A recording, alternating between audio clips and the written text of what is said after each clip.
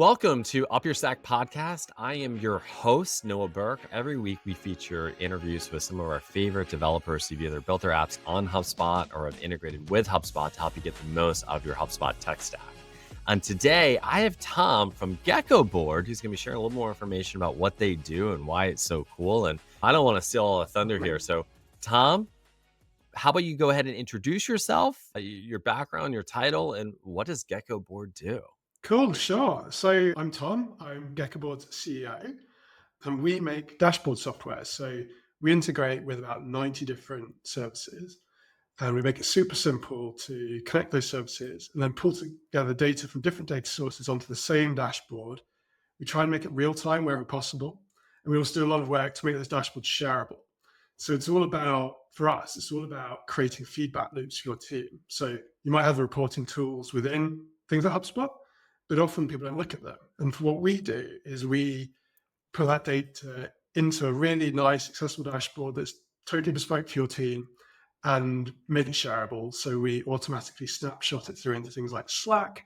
We make it really look good, really good on TVs. So if you want it up in front of your sales team or up in front of your support team, we're like the best at that.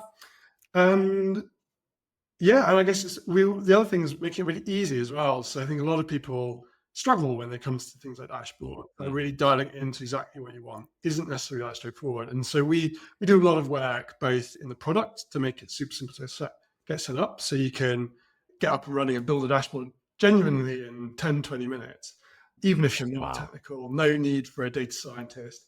And the other thing is just maintaining it as well, making it really easy to edit. Yeah. And it's also fun. How did this? Yeah, sure. Yeah. So, Tom, how did this come about? Dashboards have been around for a long time. Like, why say, okay, all of a sudden I'm going to create a company who does this? Like, where did this idea come Sure. Well, we've been around a long time. We were founded in 2010, but Paul, our founder, I'll tell you his journey, I guess. So he was working on big data warehouse projects for banks and things like that. And these projects were going for years and cost millions of pounds to develop. And then he was just really frustrated that at the end of the day, they do this work and the teams would not really have any better access to data or be any more connected, have any better feedback. It would be very gatekeeper. There would be your data scientist, there'd be your data scientist or your data team having better access. Sure. But actually, like the people on the floor were still in the dark, didn't really know what was going on. And so this was playing away in his mind. He didn't really like the culture, like the fact that, in this day and age, like people ought to know what's going on. They ought to have that feedback loop of how their teams are going. Agreed. And that really bothered him. And then the other thing, I guess, was back in 2010 was the rise really of SaaS. And all of a sudden APIs were there. And for the first time, people's data was in different systems and there was no real way of getting them out. And so those two things combined. And then Paul tried a few different ideas, but one got traction. He was trying the lean startup thing, trying to build an MVP, get it out there. Of course. And then one just took off, and that was Geckoboard. He put it on Hacker News, and it just exploded. He got lots of love, lots of early usage, and that's the journey, really. That's a really cool journey. And I think, especially from the standpoint of back in those days, in my background, I used to sell, we'll call it reporting, dashboarding software to OEMs, to software companies, and just how important it was to visualize. So I get where the whole space comes from and that piece. So what would you say are some of the key tractions you've seen growth over the years? And especially compared to a lot of these other players in the marketplace. Why you guys? I think one of the big things is real time. So we do a lot of work to try and get your data updated as fast as possible. And with stuff like HubSpot now, most of our metrics can update instantly. And you need that if you're wanting, particularly an operational team, to get people excited about those new deals, or to be able to spot if you've got a big backlog of support tickets that all of a sudden come in, or people are really on the line. You need that real fast element. And so that's one big thing that we do. The other is that because we don't want to have data expert in this, like we want to be a no-code type solution, we do a hell lot of work to take the data that comes out of these APIs and actually present it to you as the metrics that you know and expect, because that isn't what comes out. What comes out is raw data. And actually, like, if you want to know your conversion rate and stuff like that, you have to do quite a lot of work. And things like HubSpot's not so bad, but things like Shopify or some of the support tools like Intercom and Zendesk, like there was a lot of work doing. And so we go above and beyond to make sure that it's calculated. And then the other thing is, the other big slant on Geckoboard is the sharing of it. So again, as I said, Yeah. we're not designing for one person who's invested in that data to be able to better access it. We're designing to empower that person to make other people interested in it. So it's all about the sharing, making the data visualizations really easy to understand, making the dashboards engaging by having like a combination of metrics, goals, and feeds, so like you see your new deals come in or your new tickets come in. So it's all about making it engaging and changing who's paying attention to that data. That's really cool. And I think it's interesting you mentioned that. It's like the sharing of the data and the dashboards and reports. Because I remember when I was in that career, it was always for the end user, but it wasn't necessarily designed to like share per se. It was meant to have the end user to be able to see whatever data they were trying to visualize inside the software application. But really what you've done is you developed a solution, because we hear from clients all the time, like the sales leader needs to see it, or a CX leader needs to see it, or maybe a marketing product manager needs to be able to see the data, what the feedback is coming in. And you've designed and developed your products that really focuses on that, it sounds like. Yeah. So you had mentioned something earlier, and it really comes down to the ease of use. Why is that such a critical thing versus some of the perhaps other competitors in the space? Well, I think that dashboards are inherently hard, or any report is inherently hard, because you can, in words, say quite easily what you care about. But then actually, when you have to try and work out how to build that, is this a HubSpot? Is this a property on a contact or a company or a deal? If you want to filter it down, all that kind of thing, it just gets hard. And so Yeah.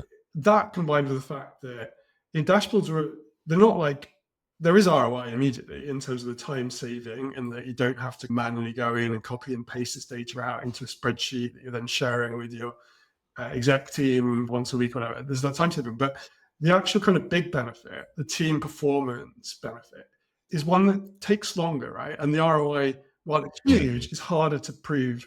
And so you end up finding that people can put it on the long run and delay it. So the ability to do it very quickly and do it yourself is really important. The other is the dashboards, if you're doing it right, evolve a lot.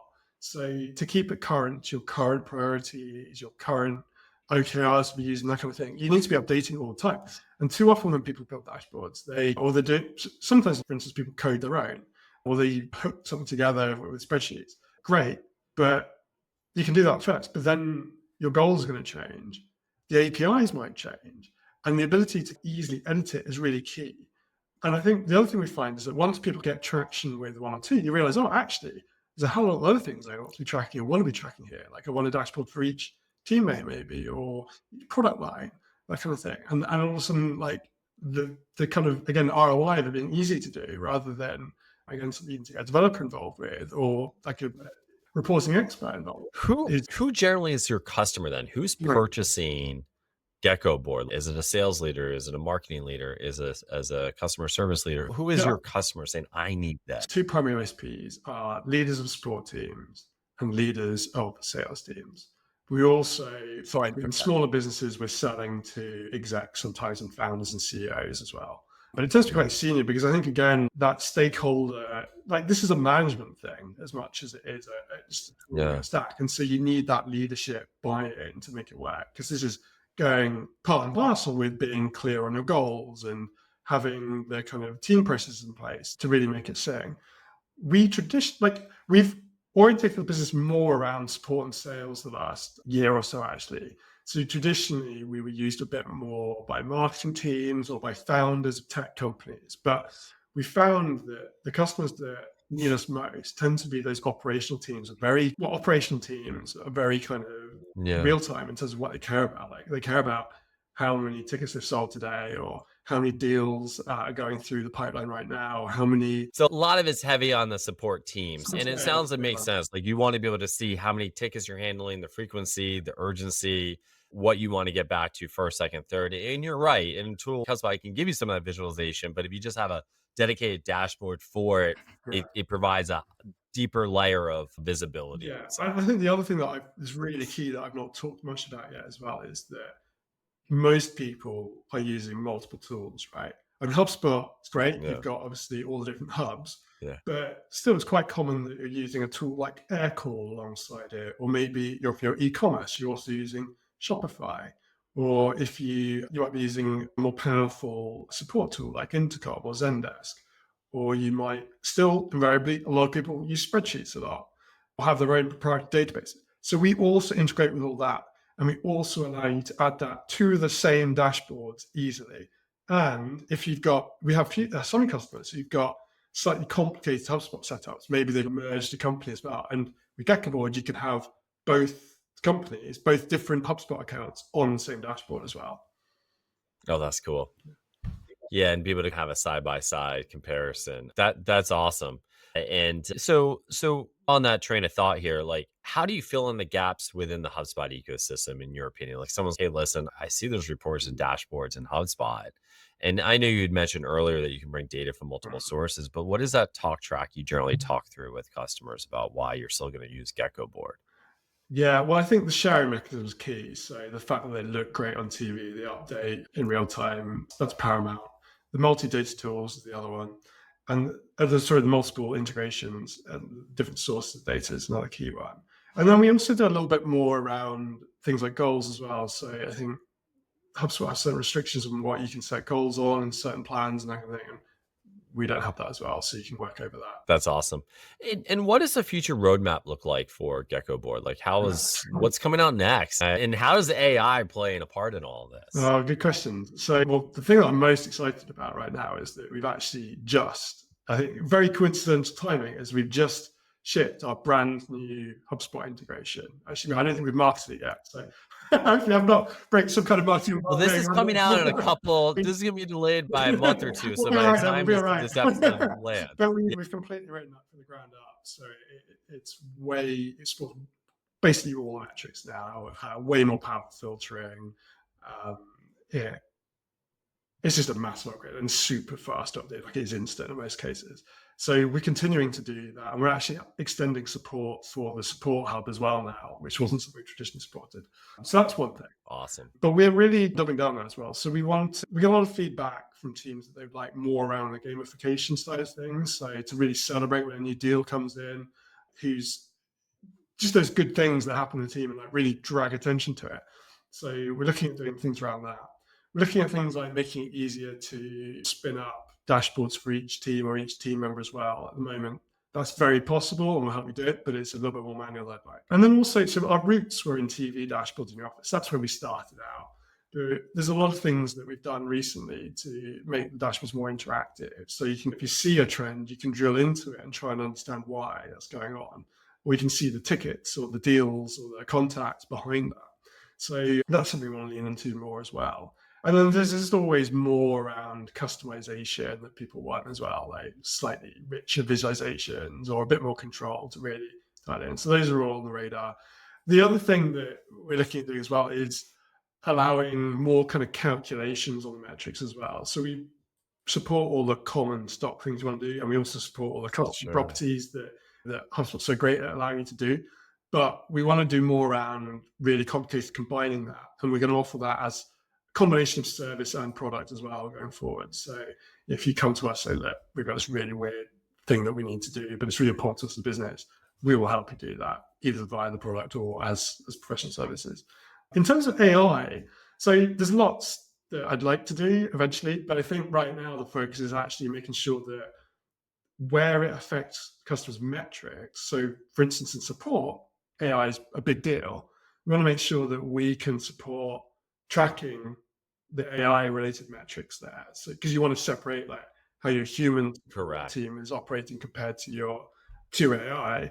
And you're kind of like splitting. So it's more about delineating between, was it a human fulfilled ticket or was it a AI fulfilled ticket, and then be able to delineate between the two based upon, it's almost like an agent. That kind of thing, yeah. And then there's a lot of work going on in places like Zendesk in terms of classifying the tickets too. So, and CSAT's a very common support metric, and being able to do that in AI as well. And I think that would also happen with sales as well. So like scoring, you've got things like Gong scoring how well your calls have gone and whether you should be doing more of that. I think those are metrics that are going to become more and more important on team dashboards. And so we want to be supporting that where we can. So one of the cool things I think you mentioned earlier, if I had to, when we go back to that question earlier, we're answering more about your ICP. Mm, Really, Geckoboard is for anyone who has multiple technologies. Oftentimes, you need to share what that board is to a greater audience. Whether mm, you want to put it on a TV or you need a regular weekly Friday report, you're bringing multiple different data mm, sources together. You're mashing them together to be able yeah. to give a better view of what's actually going on inside the organization. So Tom, being the CEO of Geckoboard and running this organization, what are some of the fun learning lessons or experiences that you could part with people who are listening to this episode today? Like, what would you share with them? Oh, wow. I don't know where to start. I think I was late to the importance of setting out a longer term vision. So we're very much a product and engineering company at our heart, and Mhm. we're very big fans of the kind of lean movement and being agile and minimal viable products. So getting to the value as early as possible and being agile. So if you get feedback, being able to switch course and change and Mhm. prioritize. And I Correct. think that's seriously important still. But it needs to come hand in hand with a vision for the year or longer. Because if you're always flipping between things, then the teams can't invest as much headspace or get ahead of or really commit to what they're doing. So I think building out that vision and being really clear about that is incredibly important. Another thing actually was getting a coach. So I think us Brits, it's a bit of a new phenomenon really. I think maybe we're a bit behind the times there, but I kept meeting people saying that Tom should get a coach. It'll make a real big difference. And I was really skeptical for a long time, but this time last year I did that, and it made a huge difference to me as a leader. I think having someone who's solely there to push you, and they're in the service. It's just a different kind of relationship to a manager or investors or the board. Correct. They're there to get the most out of you, but they're there for you, but they push you in a different way. And I think I found that really interesting. And then just having someone who's interacting with different CEOs with their problems as well, and able to bring that in is really useful. So I've got a lot out of that. I've obviously got a lot to say around OKRs, KPIs, that kind of thing. I think that a lot of people get wrong, and we've got wrong. Even though I Mhm. think about this every single day and have done for over 10 years, it's easy to get a little bit too puritanical about it and wish that you could track everything and do everything in terms of combining the kind of, well, let's say with OKRs, right? Normally pick a KR for your quarter, and it might be something Sure. like we want to increase the conversion rates, demos or something by 50% or something. And you might have a load of Sure. stuff going on in that quarter. But whether you give that to the team, but if you give that to the team without kind of a view over how they're going to do it and just give it to them as the pure kind of KR, then often you lose a lot of time to, well, is this possible or how we're going to approach it, rather than going in Sure. with a plan. Actually, look, this is what we're trying to achieve, but these are the things that we think are how we're going to get there. But then also, who's responsible for whether you hit that or not is often a little bit different as well. Like, an Holding example, people accountable across yeah, the 'cause board. often, actually, maybe I've chosen a poor example, but with engineering products in particular, like let's say that we've got an engineering OKR to improve, yeah, the conversion rate again of a feature or something. Sure. Like the decision to work on that is probably a leadership decision over whether we're working on that or not. The team aren't accountable for that vision piece. They're accountable for delivering on the piece of work. But I think with OKRs, people often lump them together a little bit too much, and you end up kind of not separating out execution from the strategic piece. And ultimately, if you're in a business that's doing experimental stuff, not everything's going to work, and you need to treat that differently from and evaluate it probably a different cadence to whether you're evaluating whether you executed on the vision, like whether that's the right thing to. You might find out for another 6 months, and that's okay. And you need to know what to do. But if you combine them, you end up with really weird things where teams end up really demotivated. So, like, well, we can't tell affected this business metric in that time. Yeah. And I think it goes all the way back to what you said earlier, set out a vision, have a longer term view of your vision. So how does this relate all the way back to the OKRs you set it forth? If you have a 5 or 10 year vision, how is this all playing together? And honestly, I also think it comes back to you having a coach. You said, A, have a vision, think long term. And there's a really great book I've been reading. It literally just talks about that 5 steps ahead. or 5 moves ahead, Okay. thinking, what is that going to look like? So you're working towards Mm. that. And the second thing is, I've been a Vistage member for such a long time now, which is the business CEO groups that you're part of. And I Mm. can't stress how important that is to have Yeah. a coach or be part of a group and then setting these OKRs. I think it all comes together. Tom, that's excellent advice, by the way. Yeah. And I think as people, one, a sense of vulnerability. I tell people all the time, I think there's nothing wrong with having a coach, and I seek them out. I have Yeah. an actual coach, plus I'm part of a Vistage group. Yeah. So it all plays together. Tom, thank you so much. This has been fantastic. Excellent. Love the product. Love what you guys are doing.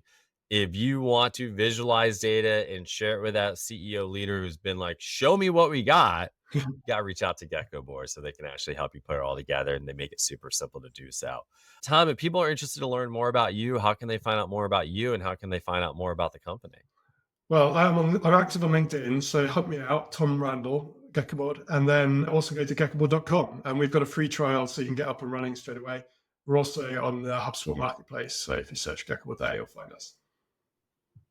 Awesome. Well, Tom, thank you again. And I appreciate all the listeners who've joined us again today. That really wraps up our conversation, which again, this really features app developers or software developers who've either built their apps on HubSpot or integrated with HubSpot. Our goal is to help you get the most out of your HubSpot tech stack.